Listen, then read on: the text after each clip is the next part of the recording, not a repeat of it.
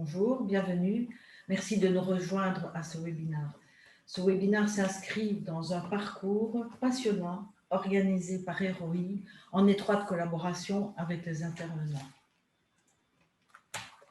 Je me présente, Ida Carapel, fondatrice et gérante de ROI, passionnée de l'intelligence des affaires, business intelligence, depuis presque 30 ans, et plus récemment de l'intelligence humaine grâce au professeur Georges. Ce parcours est donc centré sur l'humain, son intelligence, son bien-être et sa performance au sein de son organisation. Comment et avec quoi, c'est ce que vous découvrirez. BI, source de bien-être. L'objectif à l'issue, sous un nouvel éclairage, est que vous soyez en capacité d'évaluer les gains des outils BI au sens large. Le déroulé, un bref exposé, une démonstration. À l'issue de la démonstration, je vous propose un exercice et un quiz. Et pour clore, des cas concrets de témoignages calédoniens. Voyons, une photo récente prise à l'IFAP à la fin d'une formation aux outils BI. Incontestablement, ils ont l'air heureux. Qu'en pensez-vous? Pourquoi? À l'entrée de la formation, ils n'avaient qu'une vision réduite de l'outil puissant dont ils disposent. Souvent vu comme un simple outil de reporting, un peu plus élaboré qu'Excel, puisqu'il donne accès aux informations directement sur l'infocentre ou au système d'information des organisations, sans faire appel à l'informatique qui souhaite éviter des extractions à répétition. 70 à 90% sortent les étoiles plein les yeux, après avoir pris connaissance du véritable canif suisse dont ils disposent. Nous verrons lors de la démonstration les 6 facteurs clés. En Belgique, nous dirions 70 à 90%, mais à minima, chacun dispose d'un décapsuleur. Commençons la démonstration. Voici le portail SAP BI. Un portail peut être comparé à un site internet, mais interne à l'entreprise, donc un intranet, dédié aux décisionnels. Il comprendra du reporting, des tableaux de bord et des indicateurs, tout ce qui est nécessaire à la prise de décision, au pilotage de l'activité. Il est customisable, j'ai donc choisi l'orange, un portail ensoleillé. De base, il est plus sobre de couleur standard. Je me connecte, je suis UTI 00, je n'ai pas de mot de passe, ce n'est pas le monde réel, n'est-ce pas?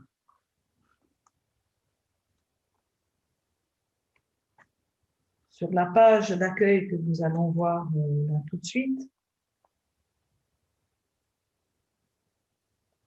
ce qui vous est proposé, ce sont les tableaux de bord récemment consultés, mais aussi d'autres supports, comme par exemple ici Excel. C'est un Excel qui a été utilisé pour renseigner les objectifs. Nous verrons plus tard un rapport suivi du réel par rapport vis-à-vis de l'objectif. Ouvrons le premier tableau de bord ici. Et je commencerai par vous parler de la solution SAP BI que je vous montre actuellement.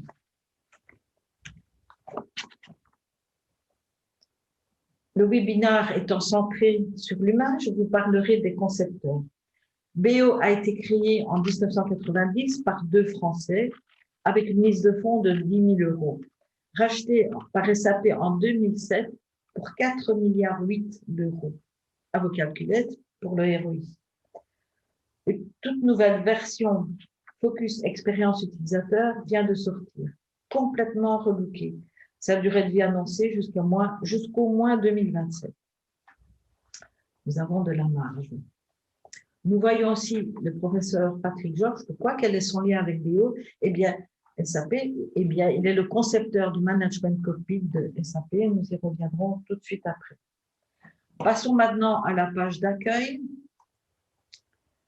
pour parcourir ensemble les 6 facteurs clés. Cette page sera le fil conducteur de la présentation. Le premier facteur clé consiste en fait à industrialiser des tâches récurrentes sans valeur ajoutée. On peut estimer que les personnes passent en Excel en moyenne 2 à 5 jours par mois.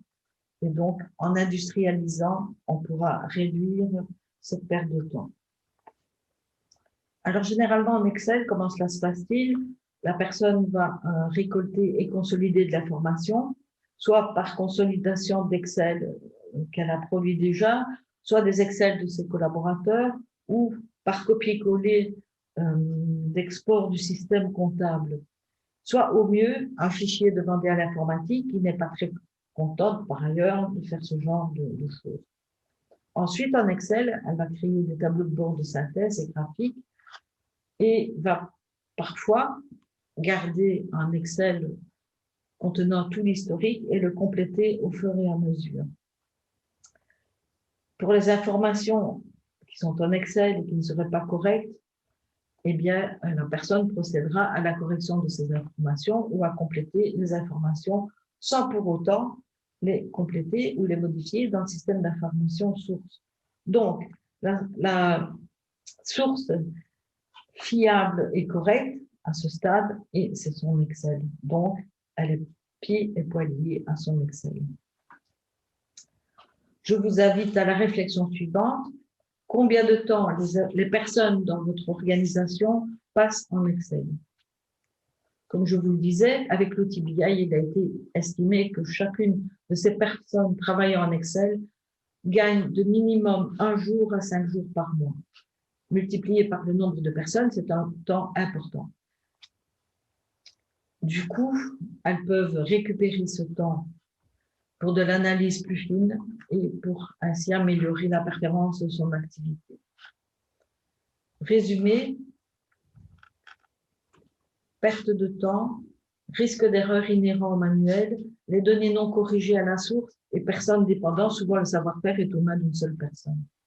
Donc voici donc le premier facteur clé. Quand on met en œuvre une solution BI, on commence par industrialiser, on gagne du temps important et on va plus loin. Allons plus loin, consultons le premier tableau de bord, KPI, que nous voyons ici, le Management Cockpit, en référence au professeur Patrick Georges. Que nous dit-il concernant les Management Cockpit? Les Management Cockpit sont conçus pour réduire le stress des décideurs en ne présentant que ce qui est utile de manière visuelle synthétique. Il nous explique aussi que le stress est un vecteur de mauvaises décisions, d'où l'importance de concevoir des tableaux de bord pertinents à l'essentiel.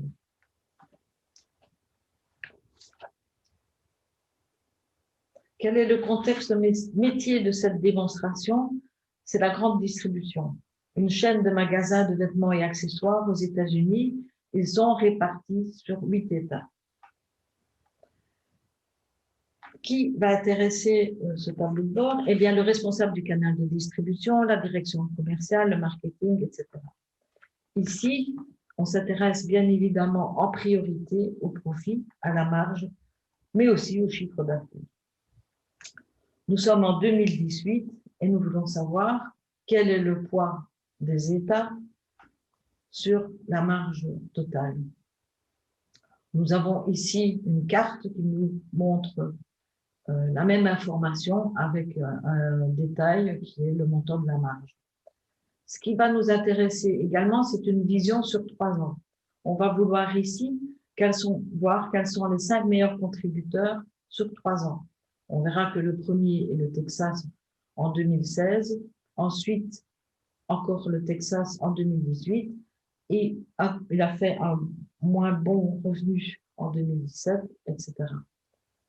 On voit également ici, OK, si on s'intéresse maintenant au chiffre d'affaires de 8 milliards et un peu plus, on voit ici la flèche qui nous indique qu'il est supérieur à l'exercice précédent, et on peut voir dans ce graphique l'évolution sur 3 ans. 2018 est inférieur toutefois à 2016. Nous voudrons nous intéresser également à 2015 pour voir si 2016 est une année exceptionnelle ou c'est une progression. Et donc, je vais pouvoir élargir mon périmètre d'analyse en allant rechercher l'année 2015. Je vais actualiser ici. J'élargis mon historique sans rien demander à l'informatique. Simplement, BI ira rechercher l'information complémentaire dans l'infocentre ou au système d'information. Exécuter. Voici, mon analyse maintenant est sur une période de 4 ans. Et nous avons les chiffres de 2015 où l'on voit que finalement 2015 est supérieur à 2016. Il y a eu une légère régression, puis une régression importante en 2017. Et finalement, on remonte la pente en 2018. Ce que nous voulons faire maintenant, c'est analyser plus finement la marge. On clique ici sur la marge et nous arrivons sur un tableau de bord plus détaillé par année et par état.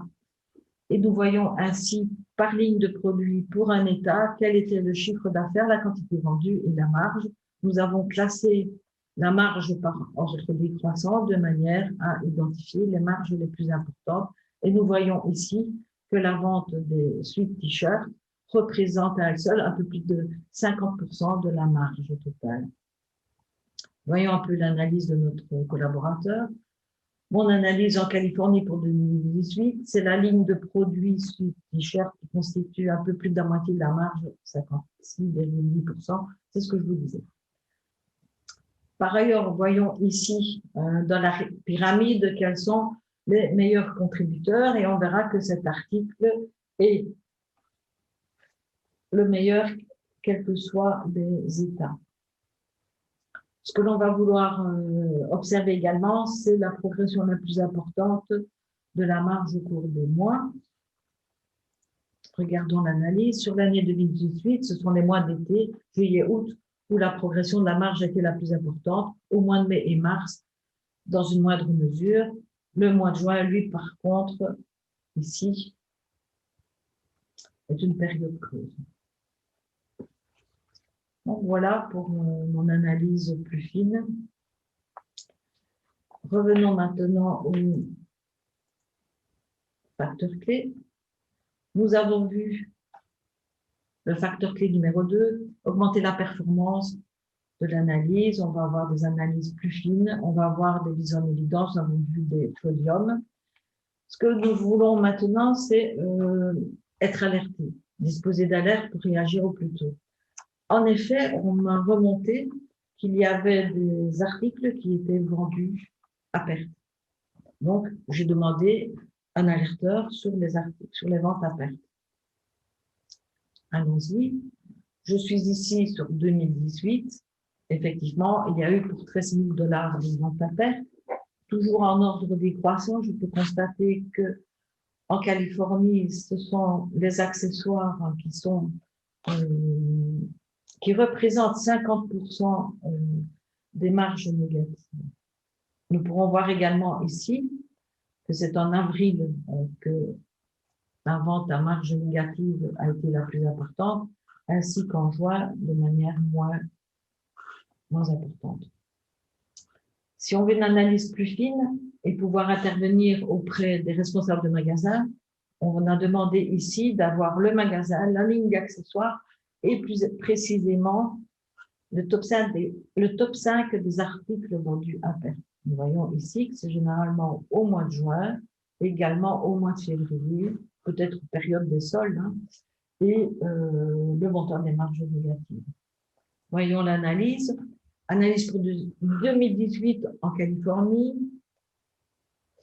C'est la ligne d'accessoires qui représente plus de 50% des ventes à perte, c'est ce que je viens de vous montrer.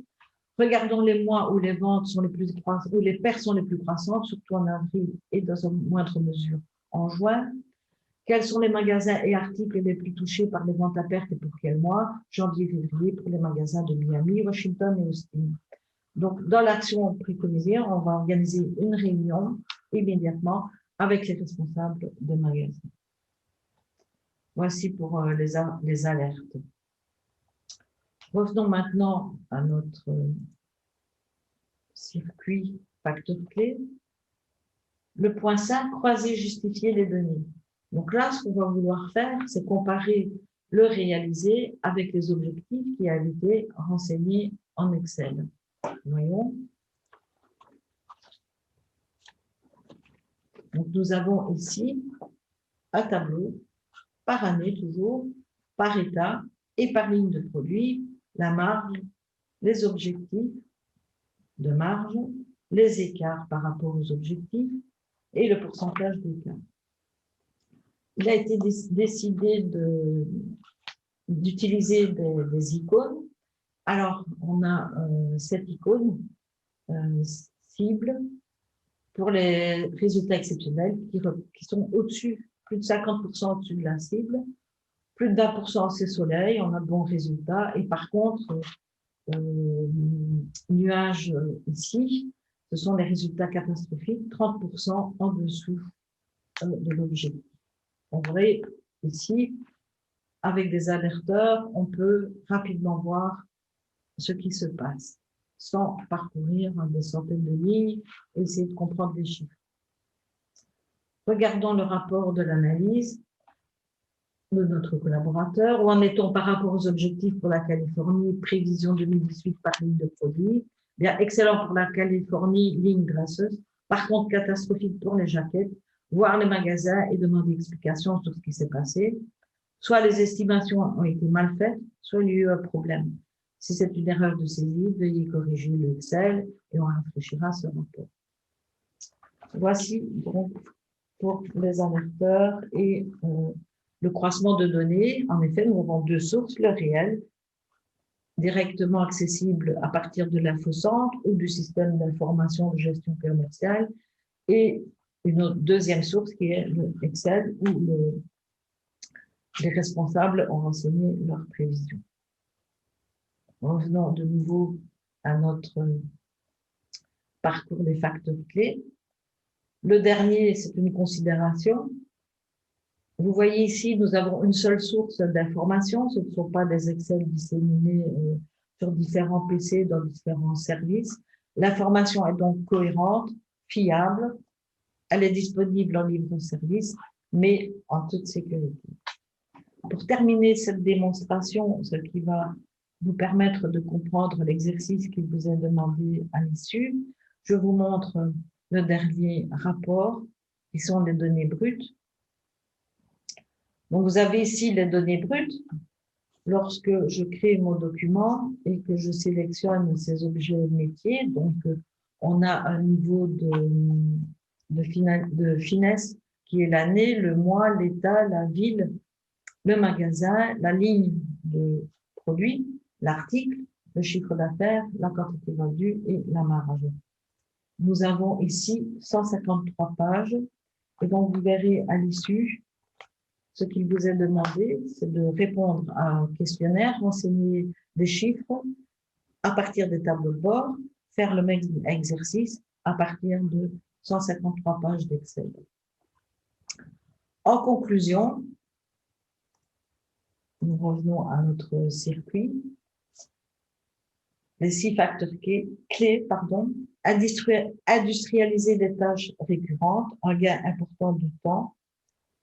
Nous avons vu concrètement les tableaux de bord, KPI et chiffres clés. Nous avons pu descendre dans un niveau de détail, nous permettant une analyse plus fine, mais aussi de mettre en évidence des données par des podiums. Il est recommandé de produire également des documents ou des rapports sur les anomalies de données ou sur les lacunes de données. Alerte, facteur 4, alerte, nous l'avons vu. Les marges négatives. Croiser les données, c'est ce que nous venons de voir, en comparant le réel avec des objectifs venant d'une source Excel. Et, comme je venais de l'exprimer, la garantie de la cohérence et de la fiabilité des données disponibles en libre service et en toute sécurité. Ceci clôt la démonstration. Je ferme mon document et je me déconnecte. Revenons maintenant à l'exposé. Je vais procéder maintenant à une démonstration par l'exemple basée sur des témoignages qui ont été exposés il y a 2 semaines au workshop ROI, bien-être et performance. Centré sur l'humain, cela suivait nos étapes de vie, éducation, emploi, sécurité, santé, bien-être. Premier témoignage du vice-rectorat par Ludovic de Villers. Il nous a expliqué en quoi l'outil BI et ses nombreux univers métiers sont utilisés et utiles au vice-rectorat. Ensuite, Mélodie Castex nous a expliqué ce qu'a permis Business Object cet outil BI, Business Object en particulier, quelle était la problématique et ce que cela a apporté.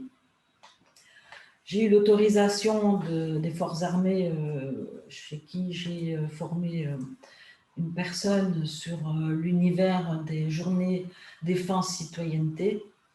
Donc cet univers est utilisé pour les rapports d'activité sur les journées défense-citoyenneté que nous savons extrêmement importantes ici en Calédonie.